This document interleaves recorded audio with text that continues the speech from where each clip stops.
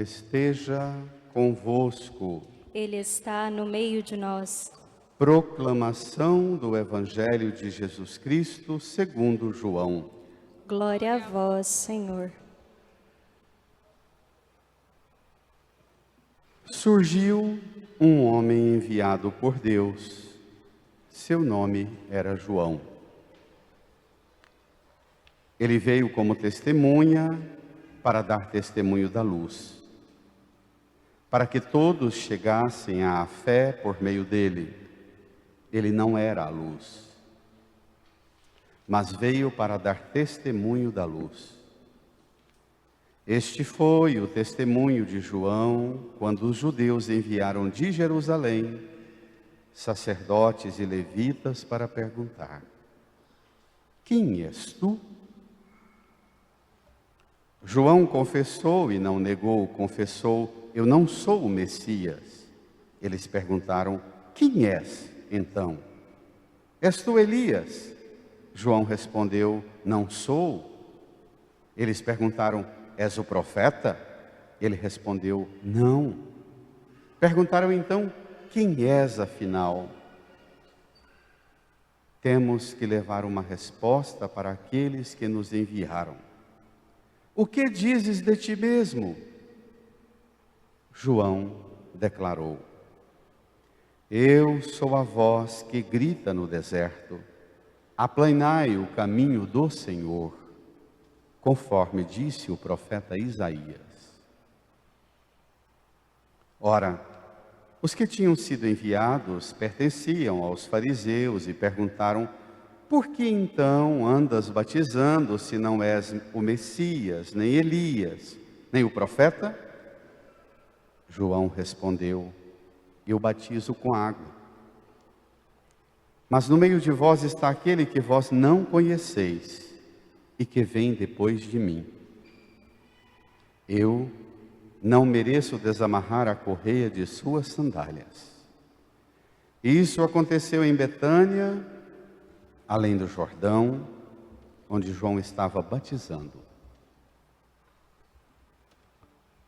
Palavra da salvação. Glória a vós, Senhor.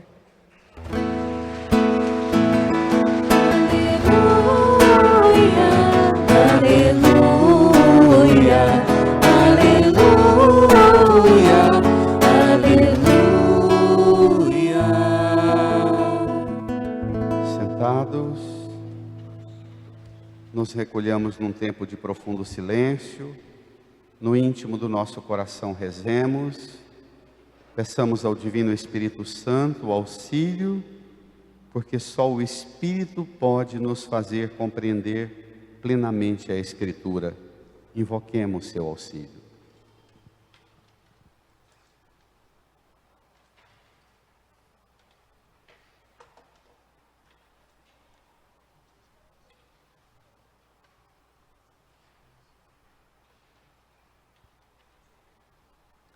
Amém.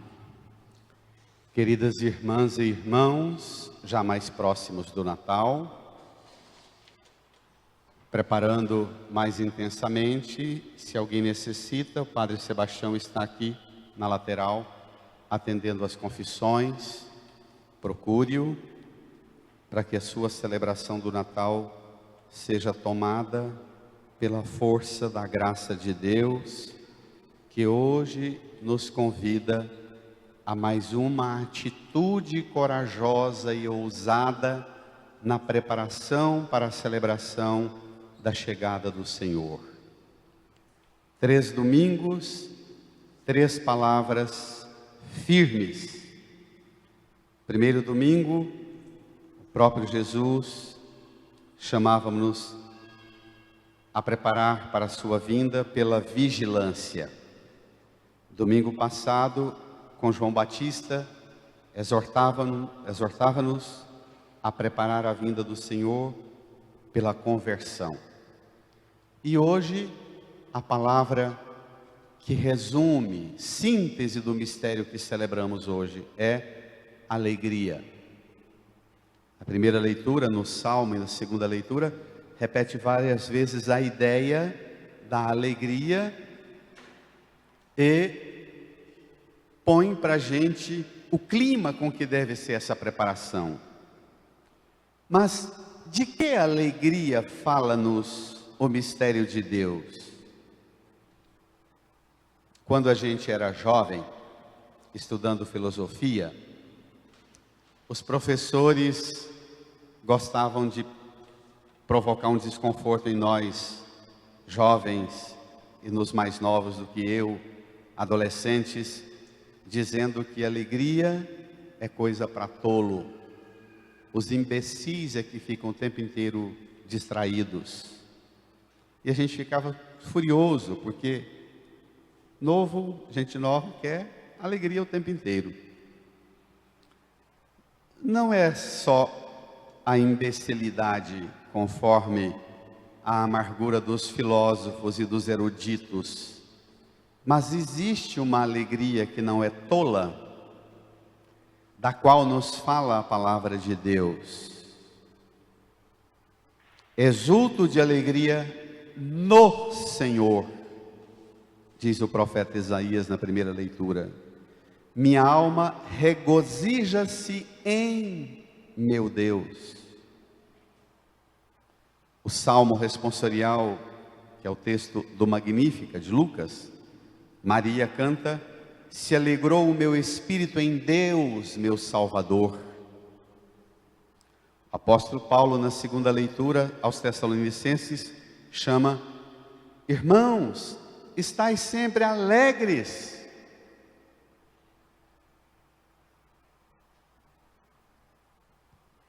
Como ficar sempre alegre?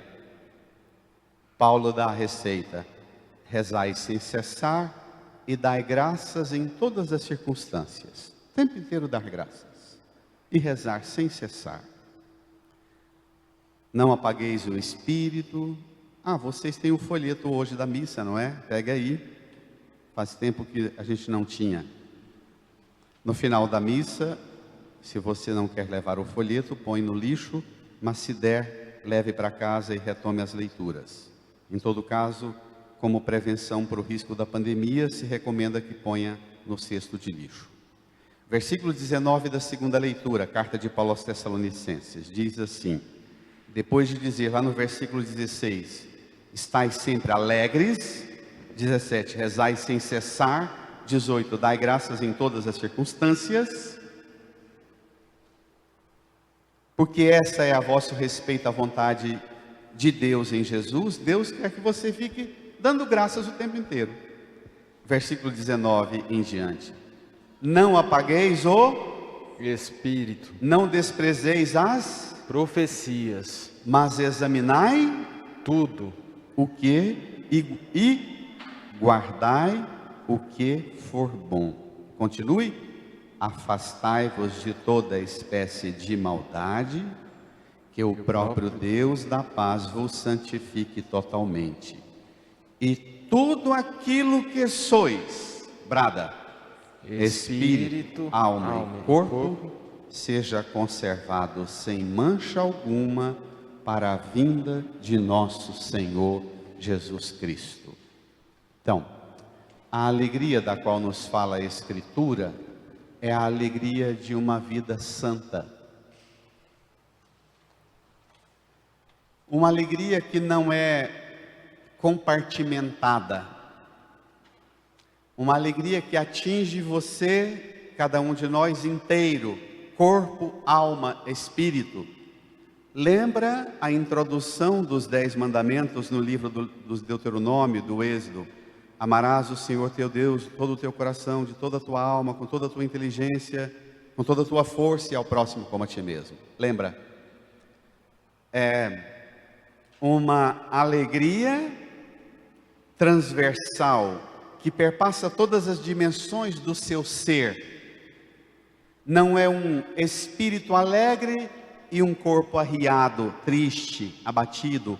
Uma alma alegre e um espírito sombrio, uma inteligência entristecida, envelhecida, carcomida pelas preocupações, e um corpo querendo estar ativo e parecendo bonito o tempo inteiro. Não é dessa alegria não, é uma alegria inteira. Alegria que toma a mente, a inteligência, o corpo, a força, a alma, o espírito. Como viver essa alegria? Sinal da espera de alguém que sem mancha se conserva para a vinda do Senhor. Não é a alegria dos tolos, não é a alegria dos imbecis, que os eruditos e os filósofos debocham. Vamos ao Evangelho para descobrir esta alegria. Tome comigo. O Evangelho de Marcos é um evangelho brevíssimo, são só 16 capítulos. Muitos temas Marcos trata de forma muito resumida, brevíssima, não detalha, e alguns assuntos do Evangelho de Marcos, no ano em que a gente lê o Evangelho de Marcos, como esse ano, a gente recorre ao Evangelho de João, que o Evangelho de João detalha, é o último evangelho a ser escrito, e detalha muita coisa que para Marcos não era importante. Um desses temas é, de novo, como domingo passado, a figura do João Batista.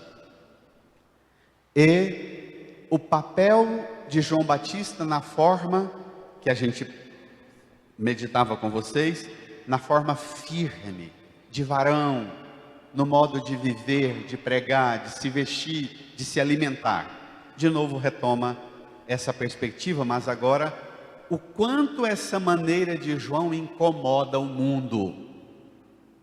É muito interessante essa abordagem de João. Domingo passado, Marcos ficava mais nos traços de João Batista.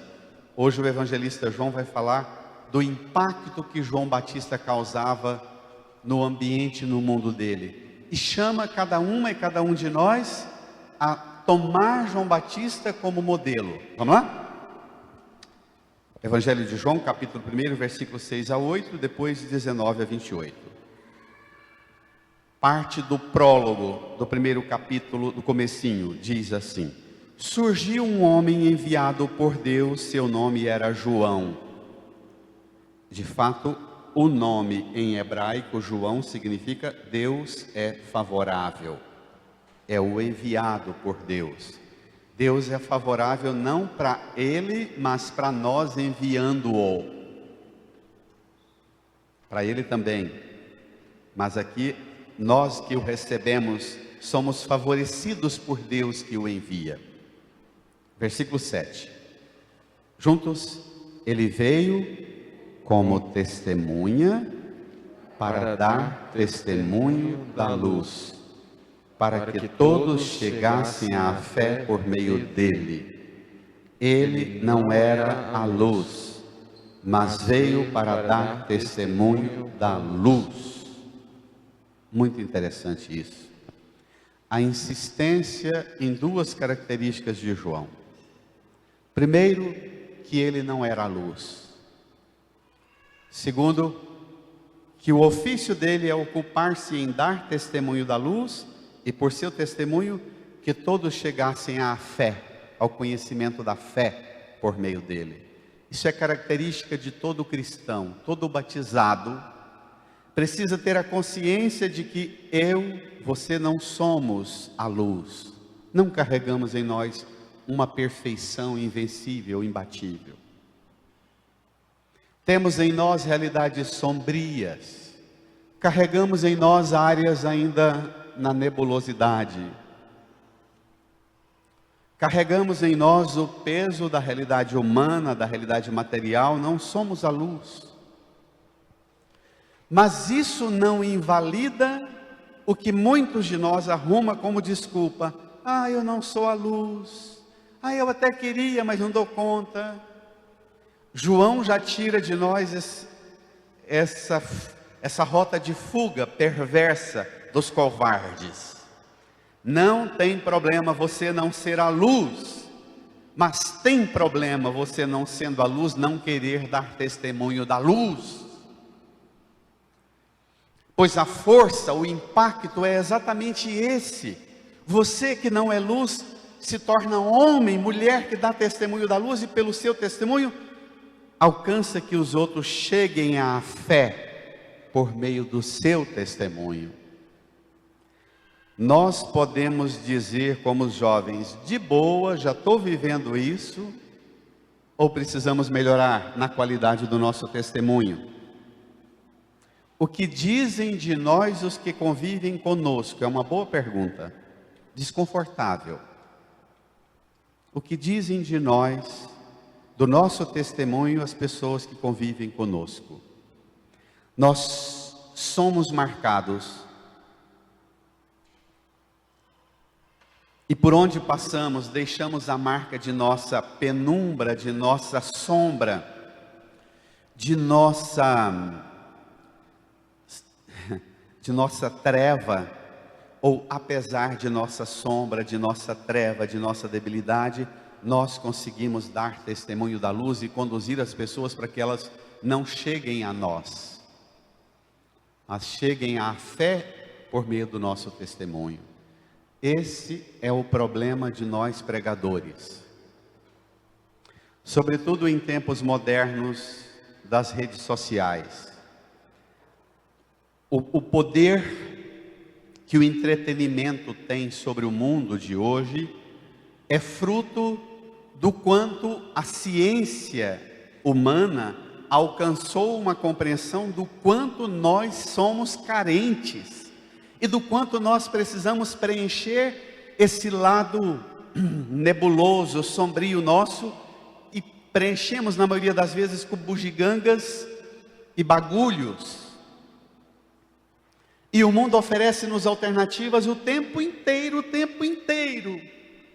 para que a gente se distraia desse sombrio lado que temos. Irmã, irmão, pegue comigo o desfecho que virá agora. O papel de todo cristão, mas sobretudo do pregador, é fazer com que todos cheguem à fé por meio do testemunho e alcancem a luz. Nós, pregadores, vivemos um tempo de grande crise. As redes sociais vinculam as pessoas a nós. Versículo 8, ele não era luz, mas veio para dar testemunho da luz. As pessoas comumente criam admiração e fascínio pelo pregador e começam a seguir o pregador. E começam a querer que o pregador responda por todas as expectativas, até a hora que aparece uma bomba sobre a vida do pregador, o lado sombrio do pregador. Aí desaba tudo. Como o marketing é uma ciência, e o marketing é a ciência de pegar e potencializar o que você tem de bom e explorar ao máximo isso, não só em você, mas também na expectativa que os outros nutrem. Então, o marketing injeta um brilho, um lusco-fusco falso nos pregadores e põe todo mundo assim naquela, vou usar uma expressão perigosa, naquela excitação espiritual de achei, encontrei. Que blefe, até a hora que descobrem que carregamos em nós fragilidades pavorosas, igual todo mundo. Como vencer isso? Não esquecer nunca de que nós não somos a luz, e não esquecer nunca de que nós devemos cultivar em nós uma busca permanente da luz. O que é dar testemunho? Como dar testemunho? Em que caracteriza o testemunho de João? Vai apresentar agora o testemunho dele e o contra-testemunho daqueles que se apresentavam como modelos, protótipos da religiosidade e da piedade. O desenrolar do texto agora vai exatamente pegar emblematicamente o modelo de João, que tanto ele quanto o evangelista confessam que ele não é a luz, mas aparecem a João agora a turma da religião do tempo de João, que reivindicava ser o modelo perfeito. Hoje também tem muitos de nós, padres e leigos, que achamos que já temos uma perfeição no modelo de viver a religião e a fé. E queremos dar carteirada na cara dos outros e dizer: olha, que eu sou padre, hein? Olha que eu tenho domínio, hein? Vamos ver como é que João desmantela essa arrogância e essa prepotência? Versículo 19. Este foi o testemunho de João, numa hora tensa. A rejeição de João começou a espalhar. Leia. Quando os judeus enviaram de Jerusalém sacerdotes e levitas para perguntar. Brada? Quem és tu? Para lá. Nossa! João está lá na beira do córrego do Jordão, pregando batismo de conversão para o perdão dos pecados e batizando um batismo de preparação para a vinda do Messias. Uma pregação severa, objetiva, uma pregação direta, que conduzia a pessoa à tomada de consciência dos seus pecados, a confessar o pecado, a passar por um banho na água do Jordão para preparar para o batismo. De repente, chega uma turminha da fofoca religiosa, lá de Jerusalém, lá do templo, uma comitiva de sacerdotes e levitas. O pessoal do canto, os levitas e os sacerdotes. Dois grupos importantíssimos em Jerusalém, na verdade duas castas. Os levitas eram uma casta religiosa e os sacerdotes também uma casta de 5 séculos. Acostumados há 500 anos àquela indústria religiosa, pomposa, suntuosa, grandiosa, do santuário de Jerusalém. Um altar gigantesco, na verdade uma pedra do tamanho desse presbitério aqui, nesse comprimento, mas quase o triplo de largura. Por baixo uma escavação na rocha. Essa pedra gigantesca era aquecida pela lenha que se colocava aqui embaixo. Essa pedra gigantesca aquecia, o sacerdote pegava os sacrifícios, as ofertas, as carnes gordas, as orações de cada um, trazia, despejava em cima dessa pedra. Aquela brasa, aquela pedra quente, aquecia aquela carne gorda e derramava a gordura lá na brasa embaixo, e aquilo provocava um fumaceiro e labaredas. Aquilo era uma coisa grandiosa, espetaculosa, e era uma arte impactar o povo com uma reza espetacular. E diante daquele altar translúcido de fogo, de cheiro de churrasco de carne gorda, diante do altar as pessoas traziam o dízimo, a oferta, as oferendas, os sacrifícios, os votos, as promessas cumpridas. Só que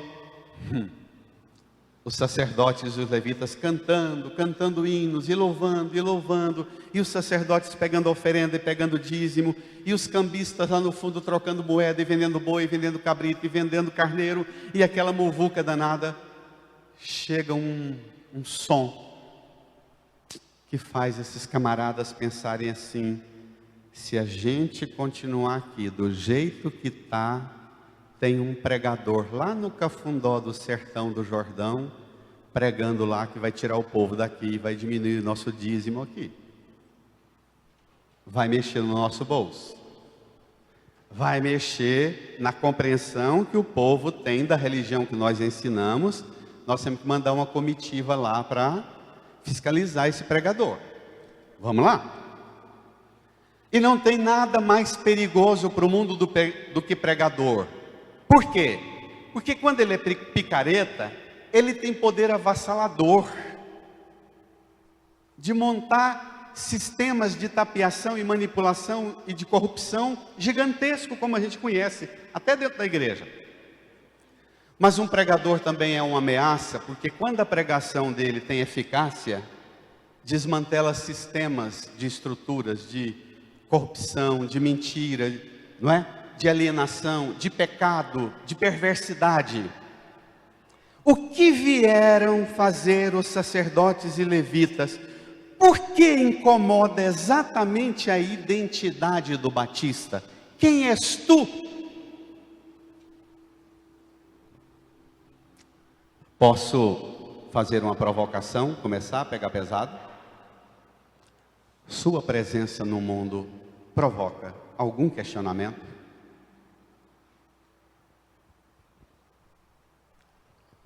Essa pergunta acerca de você, ela é levantada em vista da qualidade do seu testemunho ou em vista da precariedade e do propagar das suas sombras e das suas trevas? Quem és tu? Olha que bacana, João. João é um cara formidável. João confessou e não negou. Não tem marketing religioso com ele, não. João não produz um personagem impactante para a religião e para os sistemas religiosos. João confessou e não negou. E agora preste atenção, porque João, diferente de Deus no Monte Sinai, que fala para Moisés, eu sou aquele que sou, e diferente de Jesus, que para os apóstolos diz, eu sou a luz do mundo, eu sou o caminho, a verdade e a vida, eu sou o pão vivo descido do céu, João se apresenta a partir só do não, eu não sou isso, eu não sou isso, eu não sou isso, não tem, João não tem nenhum problema de narcisismo, de aprovação, de like e dislike nas redes sociais. João não tem nem o menor peso. Mas se tem uma coisa que não ocupa a consciência de João, é aprovação e reprovação. Vamos ver? João confessou e não negou. Confessou, versículo 20. Confessou, eu não sou o Messias. Só dá não, presta atenção. Eles perguntaram, quem és então? És tu Elias? João respondeu, não sou. Eles perguntaram, és o profeta? Ele respondeu, não. Perguntaram então, quem és afinal? Por que João incomoda tanto?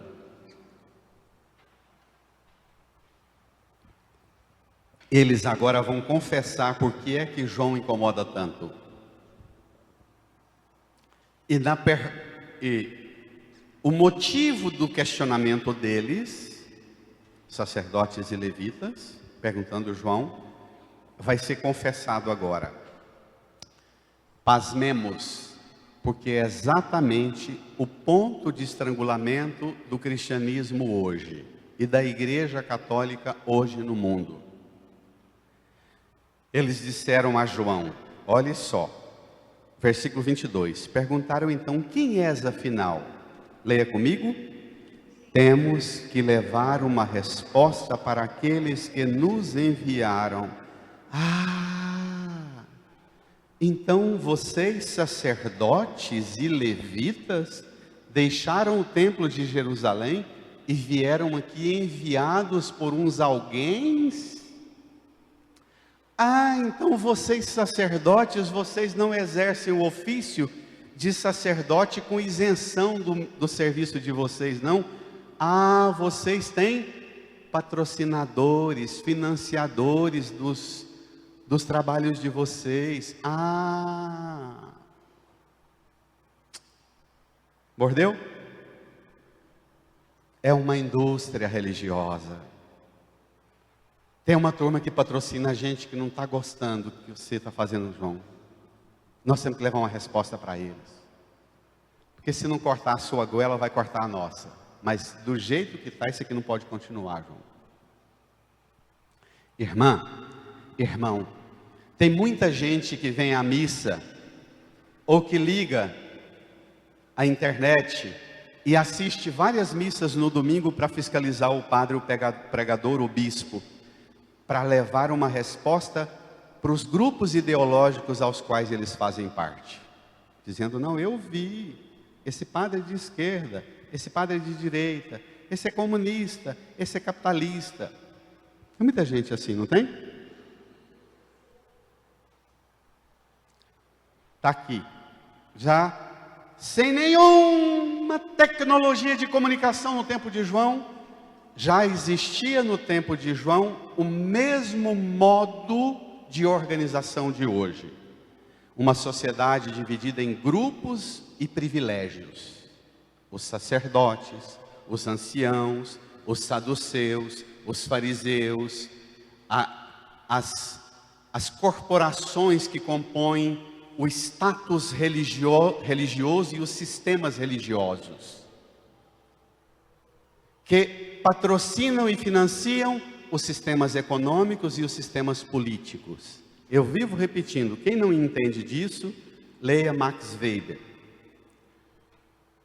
A ética protestante e o espírito capitalista, que você vai entender o que é que eu estou falando. A religião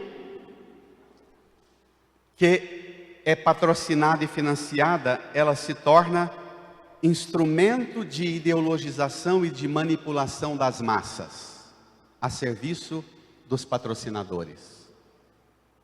No tempo de João, eram os fariseus, os saduceus. Na Idade Média, eram as confrarias e as irmandades. Você vai em cidade antiga como Goiás Velho ou Ouro Preto, você vê aquele tanto de igreja, uma cutucando na outra, não é? Aquilo não era só por fé, não. Aquilo eram grupos organizados, irmandades que tinham na cidade e que disputavam poder e influência na cidade, poder político, poder religioso e poder financeiro, com a festa dos padroeiros e ver quem é que ia arrecadar mais e deixar os padres e os bispos felizes com a arrecadação e fazer propaganda de nós. Na Idade Média eram as confrarias e irmandades, nem tão média assim, né? Porque nós já estamos agora mais recente em Goiás Velho, cidade de Goiás, que nos anos 60, 70, 80, eram as pastorais na igreja. Aqui no Brasil, as pastorais sociais. Que no fim da década de 80 e 90, com a ascensão da esquerda, aquelas pastorais se tornaram o quê? ONGs. A esquerda entrou no poder, injetou dinheiro nas ONGs, e as ONGs passam a ser fiscalizadas, e aí surgiu uma modalidade nova. As ONGs eram muito no espírito das esquerdas, e aí a direita percebeu e criou, junto com a esquerda, a direita e a esquerda criaram as ONGs modernas, que são os sites, os blogs, os grupos de WhatsApp, os grupos de Facebook, de Twitter, onde postam as ideias e os seguidores vão atrás. Está entendendo o raciocínio? Hoje muita gente quer que a igreja pregue aquilo que os idealizadores dos sites, dos grandes grupos, das redes sociais, são alimentados por ideólogos que às vezes nem aparecem, são perfis que nem tem, você nem sabe de verdade quem é que é, mas eles nutrem uma fúria de raiva e instiga você a ir na igreja e levantar a ficha dos pregadores. Quem é esse padre? Quem é esse bispo? É de direita ou de esquerda? E cada um, se é de esquerda, a turma da esquerda tenta financiar o pregador. Se é de direita, a turma da direita não poupa dinheiro também em financiá-lo. E dá o que nós estamos tendo hoje na igreja. Um cristianismo e um catolicismo esfacelado, não está? Vamos ver? O que dizes de ti mesmo? É uma pergunta pavorosa. O que você diz de você? Você, quando vai escutar uma pregação, você tem que levar uma resposta para quê? Para quem? Para qual sistema? Veja, versículo 23. João declarou, é a única vez que João apresenta-se no positivo, dizendo eu sou. Porque sempre eu não sou, eu não sou, eu não sou. Agora é a primeira vez que ele fala eu sou. Brada comigo, João declarou. Eu sou a voz que grita no deserto. 2 pontos. Grita o quê? aplainai o caminho do Senhor, conforme. disse o profeta Isaías. Deixa-me usar uma metáfora para facilitar a compreensão dessa resposta de João. Olhe para cá. João está dizendo assim: eu sou a voz que grita no deserto. Olha, eu estou pregando aqui, estou no deserto. Atrás de mim não tem sistema, não tem plataforma digital nenhuma me financiando e me obrigando a pregar o que os patrocinadores querem. Eu sou uma voz que grita no deserto. Atrás de mim não tem comando ideológico. A minha pregação é para quem é de direita e para quem é de esquerda, e eu carco os pregos chamando a conversão, a preparar o caminho do Senhor, mesmo grau de autoridade com todos. E a igreja devia recuperar esse papel.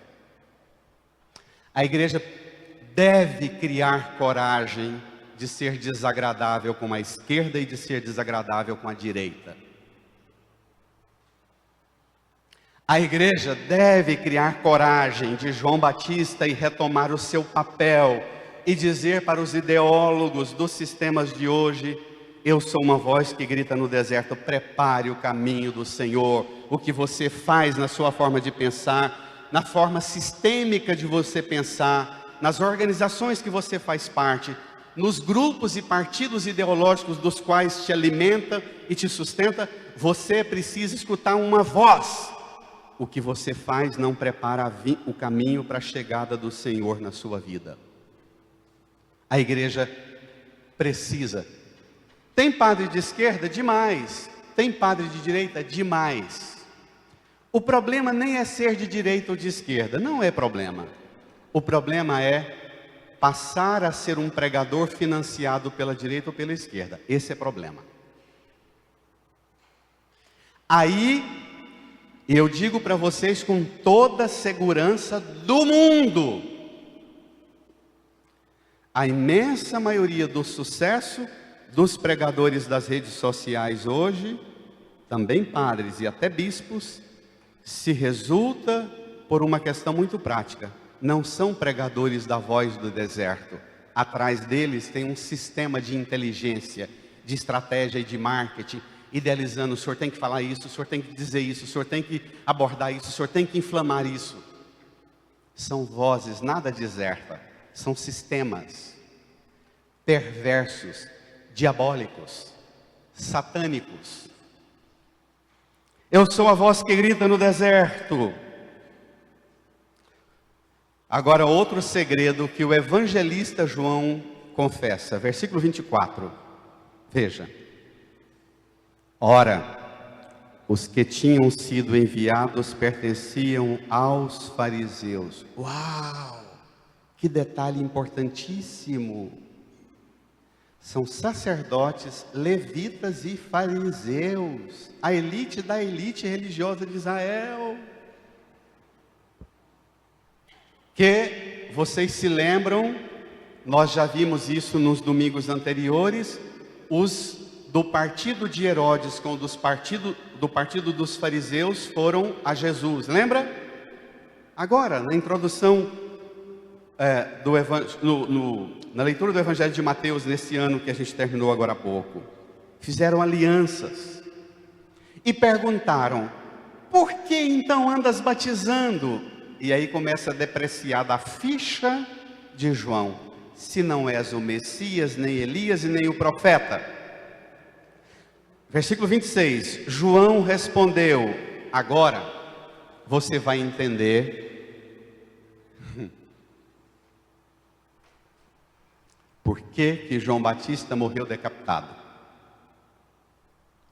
Não é só porque ele falou que o rei tinha casado com a cunhada, não. João Batista morreu decapitado como Jesus morreu pregado na cruz, por um sistema de rejeição ao conteúdo da mensagem que eles propagavam. Olha o que João Batista responde para esses camaradas. Você vai assustar como nunca na sua vida. Veja, João respondeu: eu batizo com água. 26, vamos? Mas no meio de vós está aquele que vós não conheceis, e que vem depois de mim, eu não mereço desamarrar a correia de suas sandálias. Não! João Batista disse: olha, o que eu estou fazendo aqui, moçada, não tem impacto não. É só uma preparadinha. Vocês não têm noção do que está no meio de vocês. Vocês não têm noção, é do Deus vivo e verdadeiro que está no meio de vocês e que falar para fariseus, para levitas e sacerdotes, vocês não conhecem a Deus. Nós que sustentamos essa religião há 500 anos, há 1000 anos, nós que somos os sustentadores da indústria religiosa, da ideologia e dos sistemas de castas, de uma sociedade de prestigiados e privilegiados e de massacrados. Chega esse cara e diz para nós que nós nem conhecemos a Deus que está no meio de nós. Temos que cortar a cabeça desse cara mesmo. E corta. Então, minha gente, a pregação de João Batista, a pregação da igreja, ela tem que ser extremamente desagradável para o pregador. Padre Antônio Maria, pregador da Capela Real da Coroa Portuguesa. Padre Antônio Maria diz: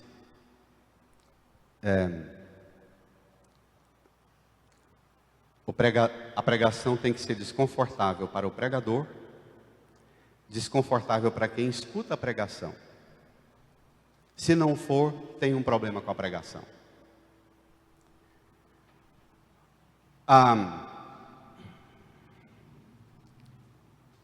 Essa pregação de João, que chega ao ponto de confessar que o grupo dos fariseus, que eram os ensinadores oficiais da Bíblia de Israel, no meio de vós está aquele que vós não conheceis.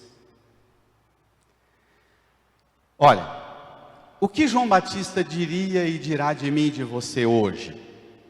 João Batista pregando para mim e para você, também ele diria para nós: no meio de vocês está aquele que vocês não conhecem? Será que nós conhecemos Jesus? O modo de vida seu está assentado numa conformação de achar que pertencer a uma forma religiosa, de tradição, de costume, de rituais, de ir à missa, de fazer as rezas, faz a gente assentar, de ser sacerdote que vem cá e repete os mesmos ritos e ajuda nas mesmas coisas na igreja, faz a gente se assentar numa conformação de achar que a gente já sabe tudo e já está pronto. O profeta Isaías vai aplicar um testezinho do coronavírus em nós agora. 5 testes para ver se a gente conhece Jesus. Infalíveis. Melhor do que o teste do corona. Vem comigo na primeira leitura. Profeta Isaías.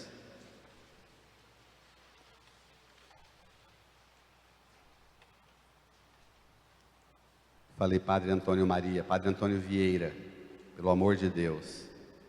Pregador da Casa Real, Padre Antônio Vieira. Reportando ao Padre Antônio Vieira, que faz uma pregação maravilhosa desse texto de Isaías, claro, não com a linguagem que eu estou apelando agora para o teste do corona. Mas quer saber se você, vivendo a religião e a fé católica do seu modo, quer saber se você conhece Jesus?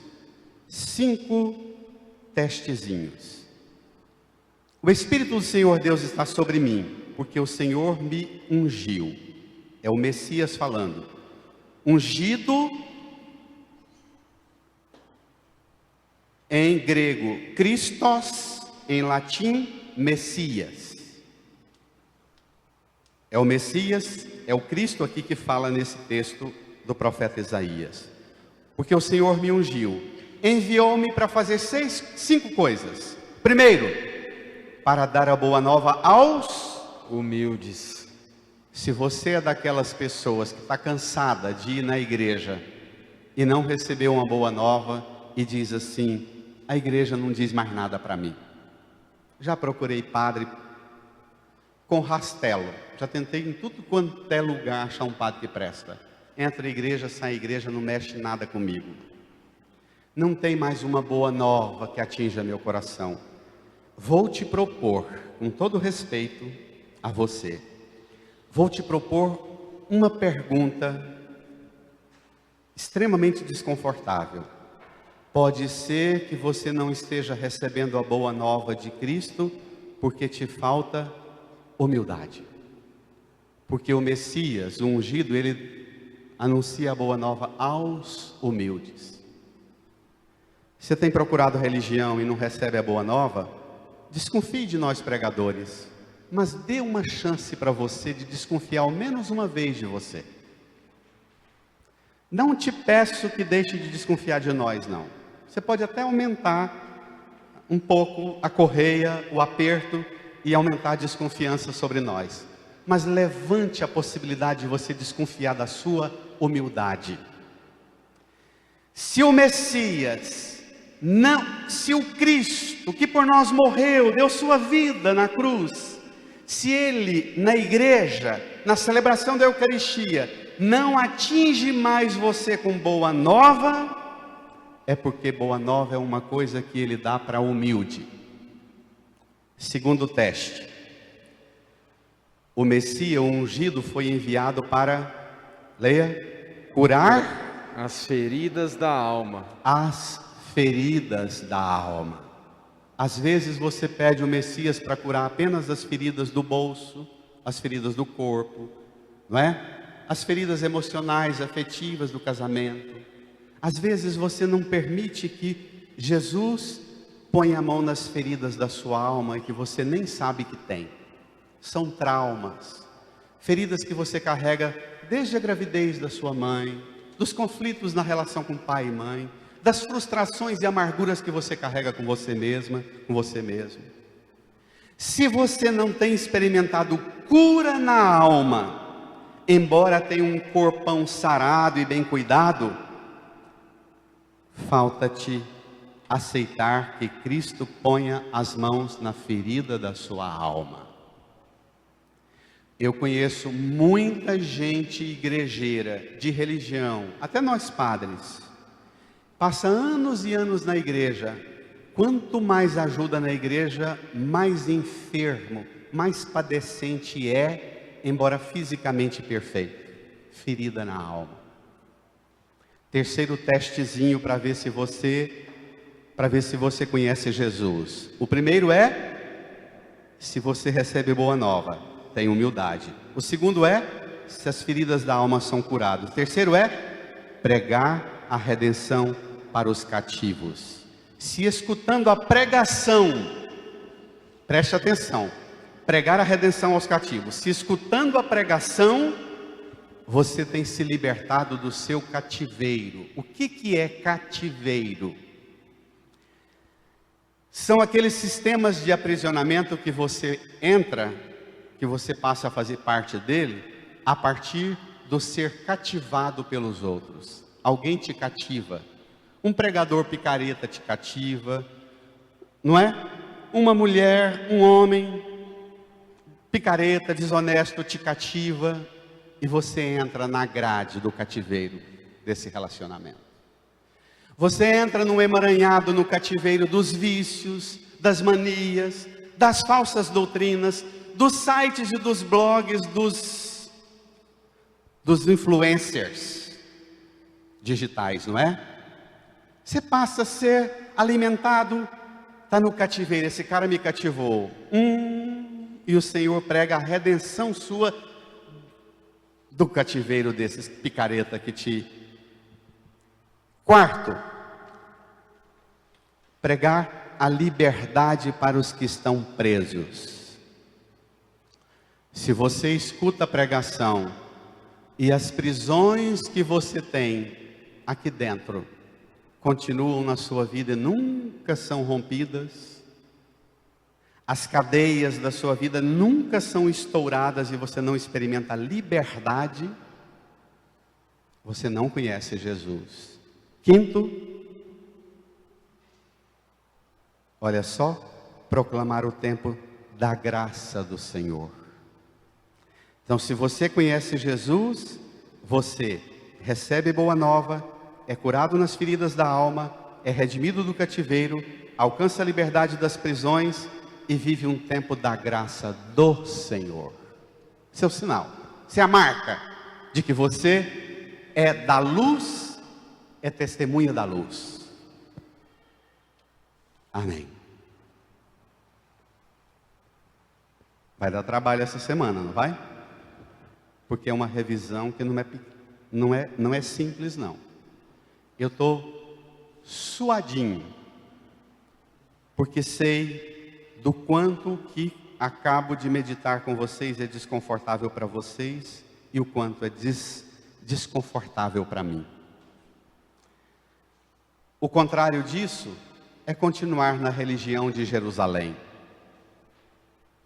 Continuar nos cultos e ritos das tradições, dos costumes e das tradições humanas, fazendo uma pomposa religião, ostentosa, extraordinária, mas um Deus desconhecido.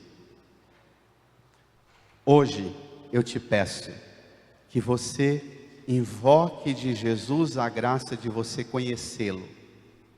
Hoje eu digo a você, fale para Jesus: Senhor, eu quero te conhecer. Eu não duvido que o Senhor está no meio de nós, mas eu preciso conhecê-lo melhor.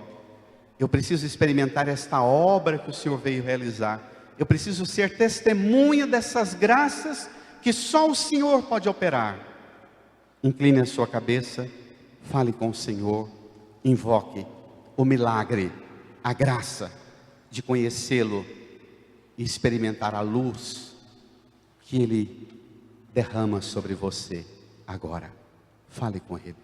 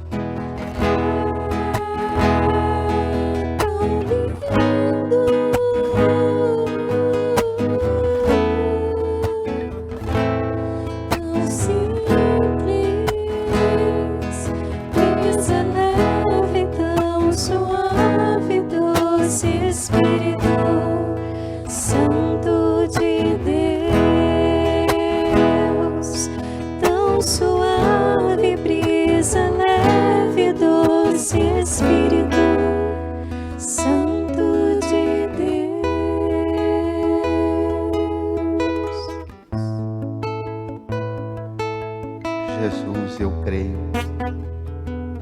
mas aumenta a minha fé. Senhor, eu creio, mas renova a minha fé. Senhor, eu creio, mas faz-me experimentar a luz da presença do Senhor em minha vida. Dá-me esta luz que sois. Faz-me viver nesta luz da sua presença em nosso meio. Eu não duvido da sua presença, Senhor, mas eu reconheço que nem sempre sou capaz de perceber a presença do Senhor e conhecer a presença iluminadora, salvadora, redentora curadora, libertadora.